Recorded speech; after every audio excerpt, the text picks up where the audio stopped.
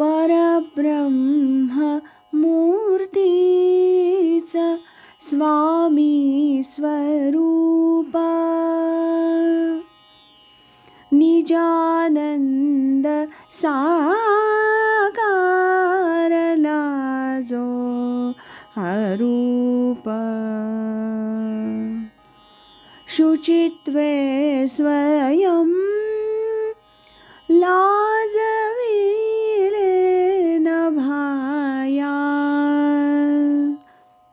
नमस्कार माझा गुरुस्वामी पाया. परमपूज्य स्वामी स्वरूपानंद जीवन साहित्य दर्शन या डॉक्टर अशोक कामत आणि प्राध्यापक म. कुलकर्णी तथा स्वामी प्रज्ञानंद यांनी संपादित केलेल्या पुस्तकातील आज ऐकूया दुसऱ्या विभागातील चंप भिशीकर यांनी लिहिलेल्या स्वामी स्वरूपानंदांचे राष्ट्रीय कार्य आणि चिंतन या लेखाचा भाग 3. सद्गुरूंची कृपा. स्वामींच्या राष्ट्रीय आणि सामाजिक भूमिकेचा मागोवा घेताना त्यांचं आणखीन एक वैशिष्ट्य दृष्टीस भरतं. ते असं की गांधीजींनी 1921 साली पुकारलेल्या असहकारितेच्या आंदोलनानं निर्माण झालेलं वातावरण हळूहळू पूर्वपदावर आलं. व्यक्तिगत जीवनातील लाभालाभ आणि सोयी गैरसोयी यांचा विचार लोक करू लागले. राष्ट्रीय शाळा ओस पडू लागल्या आणि सरकारची वक्रदृष्टी नसलेल्या शिक्षण संस्था फुलू लागल्या. पण स्वामी मात्र अंगीकृत देशसेवेच्या मार्गापासून ढळले नाहीत. स्वावलंबनाश्रमाकडे विद्यार्थी फिरकेनासे झाल्यावर 1927 साली त्यांना आश्रम बंद करावा लागला. घरची आर्थिक परिस्थिती चांगली नव्हती. घरच्यांची अपेक्षा स्वामींनी उत्तम अर्थार्जन करून घराला आधार द्यावा अशी स्वाभाविकपणेच होती. पण एकदा जीवन विशिष्ट कार्याला समर्पण केल्यावर अंगचोरपणा करणं स्वामींच्या स्वभावाला ठाऊकच नव्हतं. स्वामींचं राजकीय आणि सामाजिक कार्य आणि त्यांची आध्यात्मिकता यात कुठेही विरोध नव्हता. एक करायचं आणि दुसरं सोडायचं असा प्रकार नव्हता.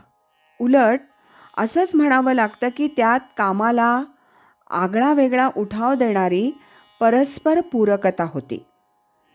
1922 मध्ये त्यांनी स्वावलंबनाश्रम स्थापन केला आणि 1923 साली म्हणजे स्वामी 20 वर्षांचे असताना पुण्याचे श्री गणेशनाथजी वैद्य म्हणजेच बाबा महाराज यांच्याकडून त्यांना अनुग्रह लाभला. जीवनातील ही अतिशय महत्त्वाची घटना. तिचं महत्त्व स्वामी पूर्णपणे जाणत होते. केवढा प्रसाद लाभ आपल्याला झालेला आहे याची परिपूर्ण जाण त्यांना होती. श्री सद्गुरू कृपेवर, सद्गुरूंच्या महात्म्यावर अनेक अभंग त्यांनी नंतर लिहिले. त्यांचा हा अभंग सद्गुरू कृपेनं त्यांना काय लाभलं याची उत्कट जाण असलेला आहे. तो असा: सद्गुरू गणनाथ उदार समर्थ, घाली नयनात ज्ञानांजन, सहज समाधी सापडले धन, लाचावले मन तया ठाई, चालता बोलता न ढळे आसन, न भंगे ते मौन कदा काळी, स्वामी म्हणे लाभे अवीट आनंद, लागलासे छंद स्वरूपाचा. या अधिष्ठानावर लोकसेवेचं, देशसेवेचं काम केलं तर त्यात एक आगळीच गुणवत्ता येते, मांगल्य येतं. हा सेवक सच्चरित्र असतो, बोलल्याप्रमाणे वागणारा असतो, निस्वार्थ असतो, निरपेक्ष असतो.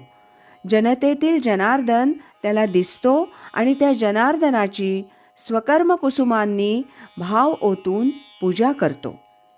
कांचन, कामिनी, लोकेशणा अशा कोणत्याही मोहाला तो बळी पडत नाही. क्षुद्र विकारांना तो बळी पडत नाही आणि त्याच्या शब्दाला प्रभाव निर्माण होतो.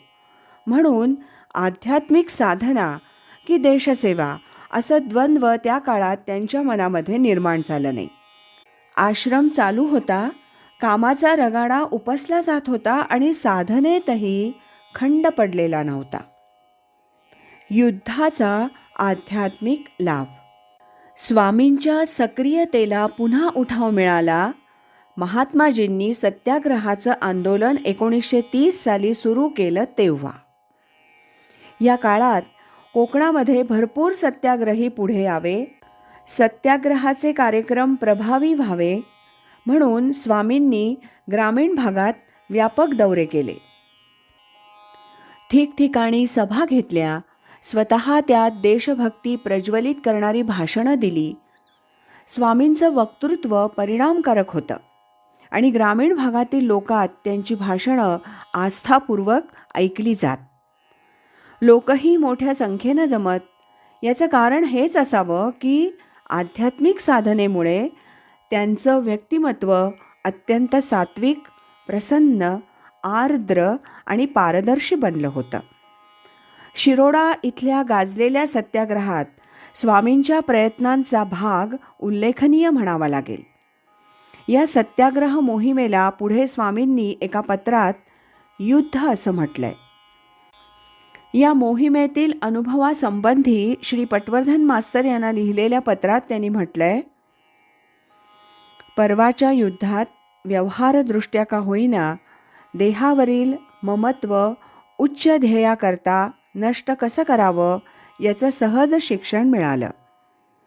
त्या अभ्यासाचा परिणाम आता इतका झाला आहे की 1921 माझ्या ठिकाणी जो उत्साह होता त्याच्या 10 पटीनं उत्साह वा उमेद आज माझ्या ठिकाणी उत्पन्न झाली आहे. केव्हा तरी कोणत्याही जन्मी जे शिक्षण एकदा घ्यावयासच पाहिजे होतं ते मिळालं. म्हणजे ती पायरी चढून मी वर आलो. आता माझ्या पुढील आयुष्याचा मार्गदर्शक परमेश्वर आहे हे मला स्वानुभवानंच पटू लागलं आहे. सत्याग्रहाच्या मोहिमेत स्वामींच्या वाट्याला कारावासही आलाच. चळवळीतील शंकरराव देव, रावसाहेब पटवर्धन, एस.एम. जोशी अशी नामवंत मंडळी त्यावेळी येरवड्याच्याच तुरुंगात होती. या तुरुंगवासातील फावल्या वेळेचा भरपूर उपयोग स्वामींनी आध्यात्मिक साधनेसाठी करून घेतला. इतरांना त्यांच्या ध्यानाच्या बैठकीचं आश्चर्य वाटत असे. इथेच बरोबरीचे लोक त्यांना स्वामी देखील म्हणू लागले. कोणत्याही परिस्थितीत आतून अलिप्त राहणं हा असा त्यांच्या स्वभावाचाच एक भाग बनून गेला होता. आध्यात्मिक साधना आणि सार्वजनिक कार्य यांचा हा संमिश्र जीवन प्रवाह असाच चालू राहील असं वाटावयास लावणारी दिशा यावेळी स्वामींच्या चिंतनाला लाभली होती. आज इथेच थांबूया. यानंतरचा लेखातला भाग आपण उद्या ऐकूया. श्रीमद सच्चिदानंद सद्गुरु श्री स्वामी स्वरूपानंद महाराज की जय. हरि ओम तत्सत.